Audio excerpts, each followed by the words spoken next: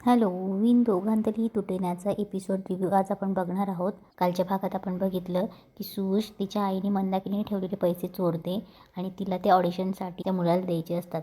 तेव्हा तिला स्वानंदी अडवते. तेव्हा स्वानंदी विचारते की कुठे चालली आहेस. तेव्हा तिला सुचत नसतं. तेव्हा ती बोलते की मी मैत्रिणीला भेटायला चालली आहे. तेव्हा स्वानंदी बोलते की आत्ता एवढ्या रात्री. तेवढ्यात सुशला मेकअप किट दिसते. ती बोलते की ताई ही मेकअप किट आहे ना मैत्रिणीला द्यायची. तेव्हा स्वानंदी बोलते की correct me if I am wrong. पण सुश आपण असं एकमेकांना मेकअप किट शेअर करत नाही ना हायजीनच्या दृष्टीने. तेव्हा सुश बोलते की ताई ती माझी बेस्ट फ्रेंड आहे गं आणि तिला नाही कसं बोलणार ना मी जाऊ. तेव्हा स्वानंदी बोलते की मग तू एवढ्या रात्री चाललीस तिच्याकडे राहणार आहेस का. तेव्हा सुश बोलते नाही. तेव्हा स्वानंदी बोलते मग जा पटकन किती वाजले आता. तेव्हा सुश जाते त्या मुलाला भेटते आणि ती त्याला पैसे देते आणि बोलते की ऑडिशन कन्फर्म आहे ना. तेव्हा तो मुलगा बोलतो की हो. तेव्हा सुश बोलते की मला टायगर सरांना भेटायचं होतं म्हणजे आधी थोडीशी ओळख झाली असती ना. तेव्हा तो मुलगा बोलतो की आता पूर्ण फिल्म करणार आहेस ना मग राहा ना थोडं रिलॅक्स आणि आता तू फक्त माझ्या फोनची वाट बघ. आणि तो मुलगा तिथून चालला जातो. सुश खुश असते. इकडे अल्पिता मल्लिकाकडे येते आणि बोलते की मम्मा आदिरा पागल झाली का गं. तेव्हा मल्लिका बोलते यात विचारण्यासारखं काही आहे. तेव्हा अर्पिता बोलते की मम्मा मी साखरपुड्याच्या दिवशी रोहन आणि त्याच्या फॅमिलीला नोटीस केलं. अगं किती चीप लोक आहेत ती. त्यांचं चालणं बोलणं किती लो कॉस्ट आहेत ते. आणि अशा ठिकाणी आपण आपल्या मुलीला देणार आहोत. तेव्हा मल्लिका बोलते की हो देणार आहोत नाही ऑलरेडी दिलं आहे. माझं या घरात कोणी ऐकतं इथे फक्त समरचा शब्द चालतो मी काय. तेव्हा अर्पिता बोलते की नाही मम्मा मला समर दादाशी बोलावंच लागेल. तेव्हा मल्लिका बोलते की थांब तो तुझं बिलकुलही ऐकणार नाही. तेव्हा अर्पिता हट्ट करून तिथून समरकडे बोलायला चालली जाते. इकडे समर फोनवर बोलत असतो की मी गोव्याला चाललो आहे आणि फॅमिली फंक्शनसाठी आणि मला कोणीही ऑफिसवाले तिकडे नको आहेत, मीडियावाले तिकडे नको आहेत. मीडियावाल्याला कळायला नको की मी का चाललो आहे. तेवढं तिथे अर्पिता येते आणि दादा बोलते. तेव्हा समर बोलतो की झाली काय तुझी तयारी. तेव्हा समर सांगत असतो की बघ माझी बॅग भरून झाली आपल्याला गोव्याला जायचं आहे आणि आता कपडे आदिरा बोलली की कपडे तिकडे मग गेल्यावर मला डिझायनर कपडे देणार आहे. मला फक्त आता तो झगमगीत कपडा नको आहे. तेव्हा अर्पिता बोलते की दादा हे काय चाललं आहे. तेव्हा तुला हे सगळं पटतं आहे का. तू काही बघितलं आहे का. तेव्हा समर बोलतो की आदिराने मुलगा पसंत केला आहे बाकी सगळं मीच बघितलं आहे. तेव्हा अर्पिता सांगत असते की दादा ती फॅमिली अशी आहे तशी आहे. तेव्हा समर बोलतो की हे बघ जे झालं आहे ते. समर बोलतो ऑलरेडी सगळं ठरलं आहे आणि आपण पुढेही गेलो आहोत. तेव्हा आदिरा त्या फॅमिलीबद्दल बोलत असते की मला बिलकुल आवडली नाही आणि एक गोष्ट लक्षात ठेव एक नाही तर दोन माणसं आपल्या फॅमिलीशी जोडली जाणार आहेत. अर्पिता रोहनला खूप समजवण्याचा प्रयत्न करते की ती फॅमिली स्टँडर्ड नाही आहे. ती फॅमिली अशी आहे तशी आहे. ती फॅमिली खूप लो स्टँडर्ड वाटते मला. तेव्हा समर तिला बोलतो की अर्पिता त्यांच्या स्टँडर्डचा आणि आपला काही एक संबंध नाही आहे. ते मिडल क्लास असले म्हणून काय झालं आपण आपल्या पद्धतीने जगणार आहोत ते त्यांच्या पद्धतीने जगणार आहेत. तेव्हा अर्पिता बोलते पण दादा आपली मुलगी त्यांच्या घरी जाते आणि त्यांची आपल्या घरी येते. तेव्हा समर बोलतो की हे बघा अर्पिता लग्न झाल्यावर सगळंच ॲडजस्ट करायला लागतं. तेव्हा अर्पिता बोलते पण दादा. तेव्हा समर बोलतो की तुझी झाली का तयारी. झाली असेल तर पटकन जा आणि आदिराला तयारी करायला मदत कर. इकडे स्वानंदी बॅग भरत असते. तेवढ्यात मंदाकिनी तिथे येते आणि बोलते की काय गं स्वानंदी बॅग भरतेस का. तेव्हा स्वानंदी बोलते हो आई. तेव्हा मंदाकिनी बोलते की आमचा फोटो घे आठवण येईल ना आमची. तेव्हा स्वानंदी बोलते की आई काय विचारतेस तू घेतला मी तुमचा फोटो. तेव्हा मंदाकिनी बोलते की मस्त श्रीमंतांची सून होणार बाई आमची स्वानंदी. बाई तू गेली तर मला काळजी पडली मी हे घर कसं सांभाळू विशेषतः या आपल्या पिल्लूला. ती एवढी 2 वर्षात तिचं लग्न होईल पण तिचा पोरकटपणा काय अजून गेला नाही. तेव्हा स्वानंदी बोलते होईल गं आई हळूहळू तिलाही समजेल सगळ्या गोष्टी. तेव्हा मंदाकिनी बोलते की स्वानंदी मोठ्या घरात जाणारे बाई आम्हाला विसरू नको. मिळेल तशी वेळेवर मदत करत जा. तेव्हा स्वानंदी बोलते हो आई. तेव्हा मंदाकिनी बोलते तुला माहिती आहे स्वानंदी मी शेजारच्या बिल्डिंगमध्ये 3 BHK फ्लॅट बघून ठेवला आहे. तेव्हा स्वानंदी बोलते आई काय बोलतेस तू हे जरा जास्त होतं आहे. तेव्हा मंदाकिनी बोलते की स्वानंदी मी आयुष्यभर काही या खोरड्यातच राहायचं का. तुला मोठं घर कोणामुळे मिळालं तुझ्या नवऱ्यामुळे. माझ्या नवऱ्याने मला काहीच नाही दिलं आहे. नाही बाबा मला पाहिजेलच ते घर. तेव्हा स्वानंदी बोलते की आई म्हणजे मला तसं नाही म्हणायचं आहे पण आई थांब जरा. तेव्हा स्वानंदी बोलते की असे पटकन निर्णय नाही घेता येत आई.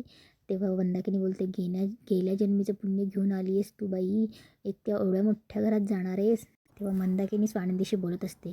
तेवढ्या तिथे स्वानंदीचे बाबा आणि रोहन येतो. तेव्हा स्वानंदीचे बाबा स्वानंदीचं इन्व्हायरमेंटल सायन्सचं सर्टिफिकेट लॅमिनेशन करून आणतात आणि तिला सांगत असतात की तुझं हे काम सोडू नको हं, आणि वृद्धाश्रमाचंही काम सोडू नको, आणि नाव काढ तिकडे. तुझ्या घरच्यांना पण अभिमान वाटायला पाहिजे की आपली सून काय म्हणून. तेव्हा स्वानंदीचे बाबा बोलता बोलता इमोशनल होतात. तेव्हा स्वानंदी त्यांना धीर देते आणि बोलते की बाबा, गोळ्या घ्यायला हयगई करायची नाही, मी तुम्हाला रोहनवर सोपवून जाते आता, बरं का रोहन, सगळी जबाबदारी तू घ्यायची आहेस. तेव्हा रोहनही स्वानंदीकडे जातो आणि तिला मिठी मारतून बोलतो, ताई एम गोड मिस यू. तेव्हा स्वानंदी बोलते की मिस यू टू. तेव्हा बाबा बोलतात की मिस यू 3, आणि ते तिघं हसायला लागतात. इकडे मंदाकिनी फ्लॅट बघायला आलेली असते आणि त्यांच्याशी बोलत असते की अहो आम्ही इथे जवळच असतो आणि हा फ्लॅट आवडला आहे आम्हाला. आणि तेव्हा ते सांगत असतात की त्यांनी फ्लॅटची किंमत त्यांनी मंदाकिनीला 20 लाख सांगितलेली असते. तेव्हा मंदाकिनी बोलते की अहो पण एवढे पैसे एकदम नाही देता येणार, म्हणजे असं महिन्याला म्हणजे असं 5-5 लाख दिले तर चालतील ना.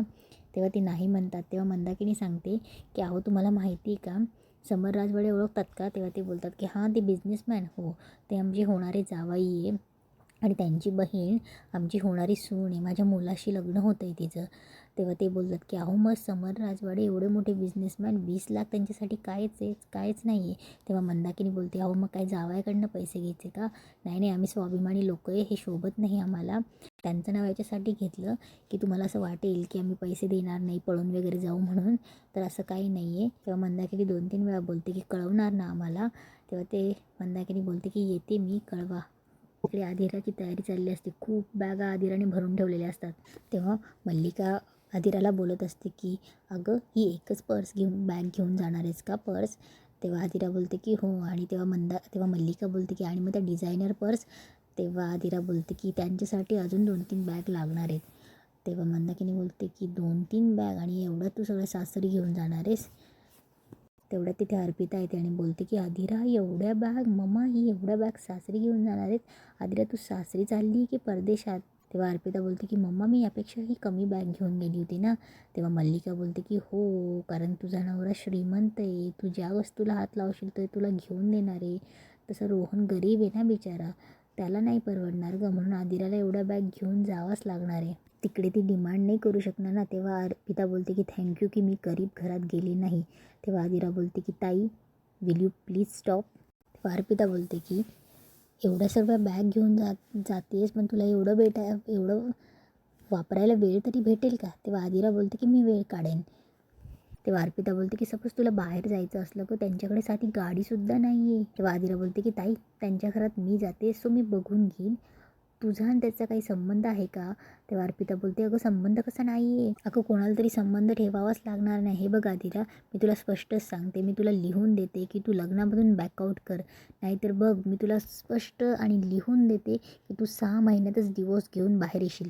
तेव्हा आदिरा चिडते आणि बोलते इनफ इज इनफ. काय चाललं आहे तुझं. अगं तू माझी मोठी बहीण आहेस ना, आणि तुला यामध्ये पडायची काही गरज नाही, गेट आऊट. आणि ती तिला काढते आणि ती सांगते की मॉम हिला सांगून दे, हिला इथून जायला लाव, नाहीतर आदिरा तिला धमकी देते.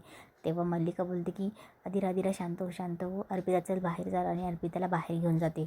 इकडे स्वानंदी देवाचा पाया पडत असते. स्वानंदी ते गोव्याला जाण्यासाठी निघायला तयार होतात. तेव्हा रोहन बोलतो की मी कॅब बुक करतो, आलोच मी. तेव्हा इकडे मंदाकिनी फोनवर बोलत असते.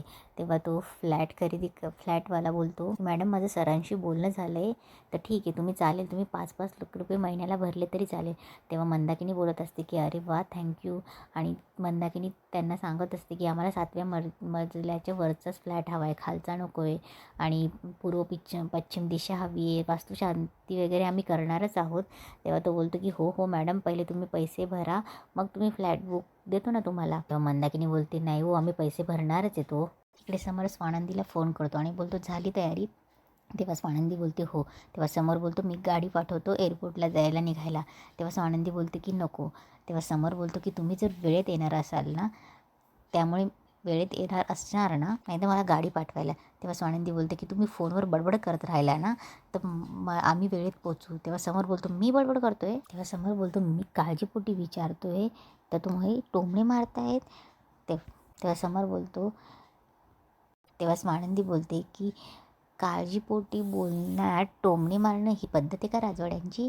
तेव्हा समर बोलतो, ओके बरं, यापेक्षा तर काळजीपोटी मी विचारतोय ना. तेव्हा स्वानंदी बोलते की रोहनने कॅब बुक केली आहे, आम्ही पोचतो. तेव्हा समर बोलतो, अहो ट्रॅफिक लागेल. तेव्हा स्वानंदी बोलते, अरे होच की, तुमच्या गाडीत बसल्यावर ट्रॅफिक नाही लागणार, दुसऱ्या कुठल्या गाडीत बसल्यावर ट्रॅफिक लागेल. तेव्हा समर बोलतो, तुम्हाला गिचमिडीत यायचं आहे का? तेव्हा स्वानंदी बोलते की आम्हाला सवय आहे. तेव्हा समर बोलतो, या मग.